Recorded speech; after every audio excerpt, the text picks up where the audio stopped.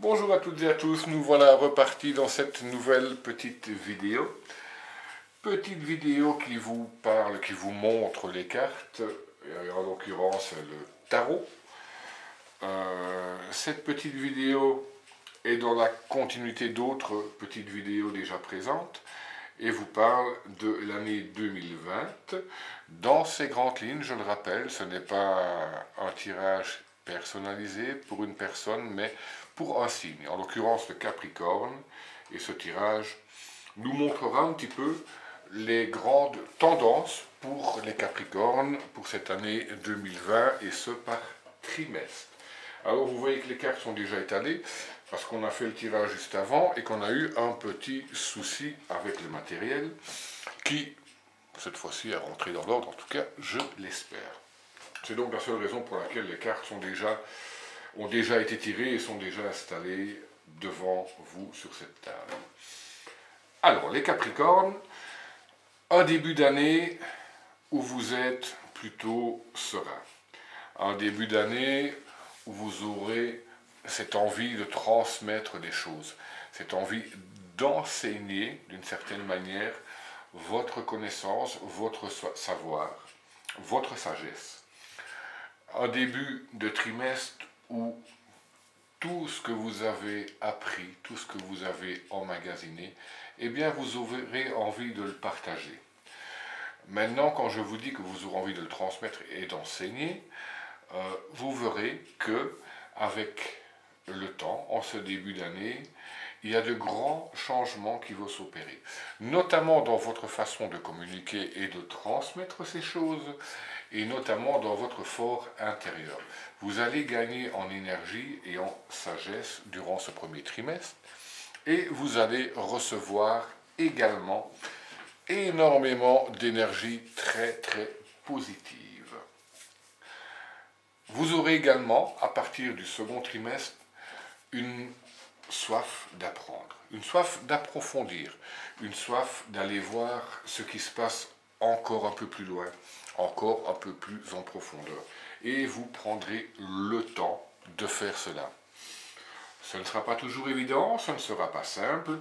Dans ce deuxième trimestre, beaucoup de remises en question et beaucoup de questionnements également. Vous allez non pas douter de ce que vous avez déjà reçu jusque maintenant, mais vous risquez fortement d'ailleurs de changer votre façon de voir les choses. Changer certaines convictions que vous vous étiez faites, ce qui est une très bonne chose. On appelle ça l'ouverture également. Et pour cela, eh bien, ça va également passer par se débarrasser de ses préjugés. Faire exploser certaines situations pour laisser place à de nouvelles choses. Et ça, c'est excellent. Il ne faut surtout pas hésiter à le faire et vous verrez que vous serez gagnant, car vous allez également beaucoup recevoir à partir de ce moment-là. Troisième trimestre, on voit beaucoup de communication inscrite sur vous.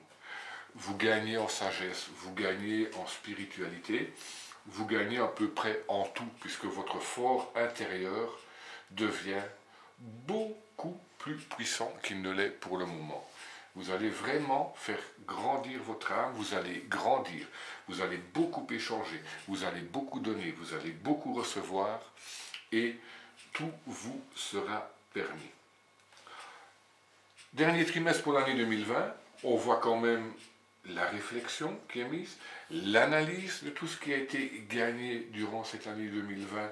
Il y a beaucoup de réflexion sur soi, on voit beaucoup de complicité.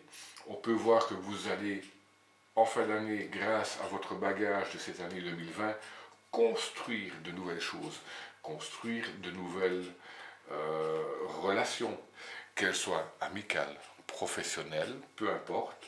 La construction est partout. L'amitié est inscrite partout.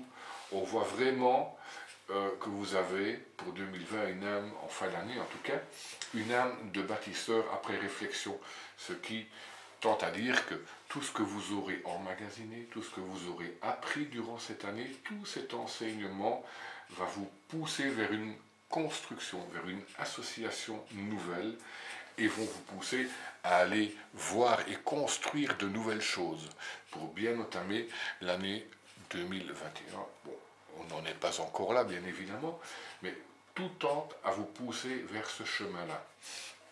Maintenant, je vais vous prendre une petite carte de l'oracle bleu, qui est la carte de l'automne.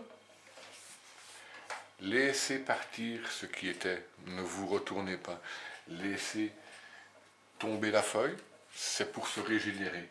De nouvelles feuilles vont repousser par la suite. Donc, soyez réellement confiants.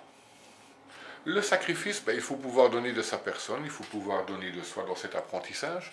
Il ne faut pas hésiter à se remettre en question. Il y a certains sacrifices qui devront être faits, certaines choses devront être lâchées pour pouvoir justement attraper d'autres choses bien plus importantes pour vous et qui vont vous conduire vers des choses encore plus merveilleuses. Donc, n'ayez pas peur de ce changement, n'ayez pas peur de faire certains choix, certains sacrifices. C'est réellement pour votre bien-être. Soyez dans l'action, soyez maître de votre vie, n'hésitez pas. Prenez votre place, montrez-vous, arrêtez de vous cacher. Ne soyez pas borné, buté, c'est pas ça que ça veut dire. Ça veut dire simplement il faut être ouvert et faire les choses dans les règles de l'art, de façon sereine et de s'imposer. On croit en nos idées, on croit en notre âme, en notre cœur, et on y va, on fait les choses en 2020 qui doivent être faites. Ce n'est qu'une construction pour l'année nouvelle. En fin d'année, vous verrez, vous récolterez le fruit. Votre fort intérieur, votre maison, qui est votre corps, n'en sera que plus joli. Donc, n'hésitez pas, allez-y, faites les choses, tout simplement, et laissez ce qu'il n'y a plus lieu d'être pour cette année 2020. Et la construction va s'aboutir. L'achèvement sera pour la fin de l'année avec, comme on l'a dit, de très belles rencontres, de très belles associations, de belles constructions nouvelles, et vous n'en sortirez que grandi. Si vous désirez maintenant savoir un petit peu plus personnellement, vous pouvez toujours me laisser un petit message. Vous pouvez me contacter via la chaîne YouTube, vous laissez vos petits commentaires et dans les délais les plus raisonnables possibles évidemment, je me ferai un vrai plaisir de vous répondre. Je vous dis à très bientôt et un grand merci pour votre écoute.